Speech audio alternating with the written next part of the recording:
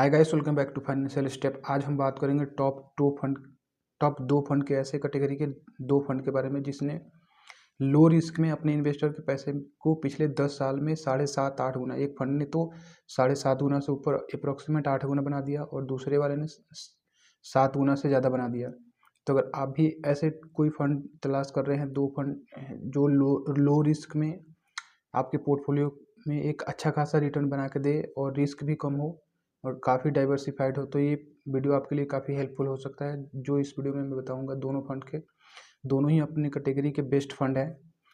उसमें से हम बताएंगे कौन सा फंड किस इन्वेस्टर के लिए सूटेबल हो, किस में ज़्यादा रिस्क है, किस में कम रिस्क है। तो आप अपने रिस्क के हिसाब से आप अपने लिए फंड चूज कर सकते हैं, दोनों में से कोई एक। तो चलिए वीडियो को शुरू करते हैं। वीडियो को शुरू करने से पहले आपसे रिक्वेस्ट है, चैनल पे पहली बार आए हैं तो चैनल को सब्सक्राइब कर दें, वीडियो का लाइक कर दें और बेल आइकन दबा दें ताकि आने वाले टाइम पे आपको नए वीडियो सबसे पहले नोटिफिकेशन के थ्रू आपके पास पहुंच जाए। जो सबसे पहला फंड है, इसके रिटर्न की बात करें तो एक साल का रिटर्न 26.29% का है और 2 साल की रिटर्न की बात करें तो 31.72 और 3 साल की रिटर्न की बात करें तो 27.35 और 5 साल की रिटर्न की बात करें तो 26.53 और 10 साल की रिटर्न की बात करें तो 21.79। यानी पिछले 10 से 11 साल पुराना फंड है और काफ़ी अच्छा रिटर्न निकाल के दे रहा है। 10 साल की रिटर्न अप्रॉक्सीमेट 22% का आप मान सकते हो। इस फंड की नेट्स की बात करें तो 89 रुपये का नेट्स है। फंड साइज की बात करें तो 84,640 करोड़ का फंड साइज है। इस फंड साइज से अनुमान लगा सकते हो आपकी कितना पॉपुलर फंड है, कितना ज़बरदस्त है, क्योंकि लोगों को इस पर काफ़ी ज़्यादा भरोसा है और भरोसा तभी लोग कर सकते हैं जबकि उनके पैसे पे अच्छा खासा रिटर्न मिलता हो और रिस्क भी कम हो। और एक्सपेंस रेशियो की बात करें तो 0.63% का एक्सपेंस रेशियो है। फंड की मार्केट कैप एलोकेशन की बात करूँ तो लार्ज कैप में 49% का है और मिड में 2.47-2.5% मान सकते हो। स्मॉल कैप में 5% का एलोकेशन है। अदर में 22-23% का एलोकेशन है। इस फंड की बात करें तो पारंपरिक फ्लेक्सी कैप फंड है जो कि काफ़ी ज़बरदस्त फंड है। इस फंड में फॉरेन इक्विटी का भी एलोकेशन है। तो अगर आप कोई ऐसा फंड देख रहे हैं जिसमें फॉरेन इक्विटी का एक्सपोजर हो तो ये फंड आपके लिए काफ़ी अच्छा हो सकता है। फ्लेक्सी कैप का काफ़ी ज़बरदस्त फंड है और बिल्कुल लो रिस्क में आपको काफ़ी ज़बरदस्त रिटर्न निकाल के दे रहा है और पुराना फंड है। और इसकी अल्फ़ा की बात करें तो कैटेगरी एवरेज से काफ़ी कम है। तो आपको एक रिस्क एडजस्टेड रिटर्न जो होता है काफ़ी ज़बरदस्त है। कैटेगरी एवरेज की बात करें तो 0.58 है। इस फंड की बात करें तो 0.27 है। स्टैंडर्ड डिविएशन की बात करो तो कैटेगरी में 14.19 है। इस फंड की बात करें तो 12.48।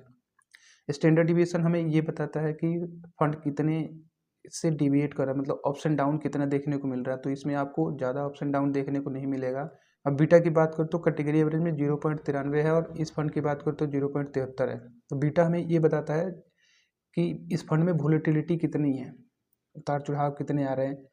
तो अगर बीटा हमें जितना भी कम हो फंड का उतना अच्छा होता है, क्योंकि उतना ही हमारे फंड पे रिस्क कम हो देखने को मिलते हैं। और शार्प रेशियो की बात करें तो शार्प रेशियो हमें ये बताता है कि रिस्क एडजस्टेड रिटर्न कितना फंड दे रहा है। तो शार्प रेशियो जितना ज़्यादा होगा उतने अच्छा होगा। इस फंड की बात करें तो 0.13 है और कैटेगरी एवरेज की बात करें तो 0.01 है।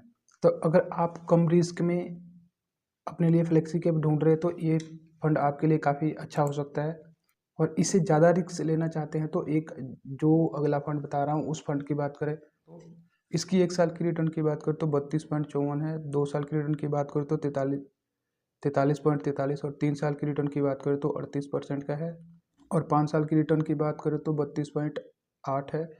और 10 साल की रिटर्न की बात करें तो 22.92 यानी 23% के आसपास का रिटर्न मान सकते हो।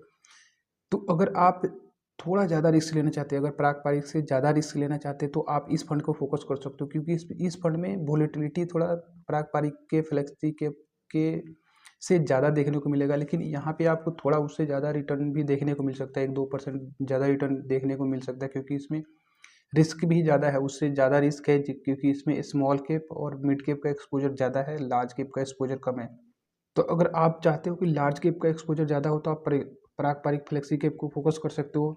अगर आपको थोड़ा ज़्यादा रिस्क लेना है, स्मॉल कैप और मिड कैप का एक्सपोजर आपके पोर्टफोलियो में रखना है तो आप जेएम फ्लेक्सी कैप फंड को फोकस कर सकते हैं। जेएम फ्लेक्सी कैप फंड है जो कि काफ़ी ज़बरदस्त है। फ्लेक्सी कैप के दोनों ही ज़बरदस्त फंड है, टॉप फंड है। अगर 2025 में आप स्टार्ट करना चाहते हो, फ्लेक्सी कैप आपके पोर्टफोलियो में कोई चाहिए, तो आप इन दोनों में से कोई एक फंड फोकस कर सकते हो। दोनों नहीं रखने हैं, कोई एक रख सकते हो। अगर आप थोड़ा कम रिस्क लेना चाहते हो तो पारंपरिक फ्लेक्सी कैप की तरफ जा सकते हो, और उससे अगर आप ज़्यादा रिस्क लेना चाहते हो तो आप जेएम फ्लेक्सी कैप की तरफ आ सकते हो। यहाँ से आपको अच्छा खासा रिटर्न बनेगा। मैं ऐसा क्यों कहता हूँ, क्योंकि इनकी 10 साल की रिटर्न काफ़ी ज़बरदस्त हैं। एक फंड ने 22-23% का, दूसरे वाले ने भी 21.89 है, तो अप्रॉक्सीमेट 22% मान सकते हो। अगर हम बात करें किसी इन्वेस्टर ने इसमें पारंपरिक फ्लेक्सी कैप में 1 लाख रुपए इन्वेस्ट किया होता पिछले 10 साल पहले, तो आज की डेट में उसकी वैल्यू होती 1 लाख की वैल्यू होती 7,17,000, यानी 7 गुना से ज़्यादा हो गया आपके पोर्टफोलियो। अगर यही पैसे अगर आप जाते इन्वेस्टमेंट कोई गवर्नमेंट सिक्योरिटी की तरफ, अगर फिक्स इनकम की तरफ जाते जहाँ पे फिक्स रिटर्न मिलता है वहाँ से, अगर तो आपको वहाँ 10 साल में अप्रॉक्सीमेट 2 गुना हुए होते बहुत मुश्किल से। अगर आपका अच्छा खासा कोई अच्छे खासे रिटर्न वाली एफडी या आरडी या कोई गवर्नमेंट का अच्छी स्कीम देख लिया वहाँ से, तो और यहीं पे आपको 7 गुना बन गया पैसे। और जेएम फ्लेक्सी कैप की बात करूँ तो इसने पिछले 10 साल में अपने इन्वेस्टर को जो पैसे रिटर्न दिया है, यहाँ से 7,87,000 रुपये, 1 लाख की वैल्यू 7,87,000 बना दिया, ये अप्रॉक्सीमेट 8 गुना बना दिया। तो आप ये लो रिस्क में इसलिए क्यों कह रहा हूँ, क्योंकि इसमें फंड मैनेजर के पास पूरी फ्लेक्सिबिलिटी होती है। अगर इक्विटी में अपॉर्चुनिटी दिखती है तो इक्विटी में इन्वेस्ट करेगा, जहाँ पे उसको अपॉर्चुनिटी दिखेगी वहाँ पे अपॉर्चुनिटी को फ़ायदा उठाएगा। इसे फंड मैनेजर के पास इसमें पूरी फ्लेक्सिबिलिटी होती है। इसमें फंड मैनेजर को काफ़ी ज़्यादा एक्टिव होता है इस कैटेगरी का फंड मैनेजर। सी कैप होती है मैक्सिमम लार्ज कैप की कैटेगरी में ही आती है। अगर आप लार्ज कैप में इन्वेस्ट करते हो वहाँ से, तो इससे कम रिटर्न मिलेगा आपको, क्योंकि वहाँ पे जो मैक्सिमम इन्वेस्टमेंट होता है वो इंडिया के टॉपेस्ट कंपनियों में होता है। यहाँ पे होता है कि फंड मैनेजर के पास पूरी फ्लेक्सिबिलिटी होती है।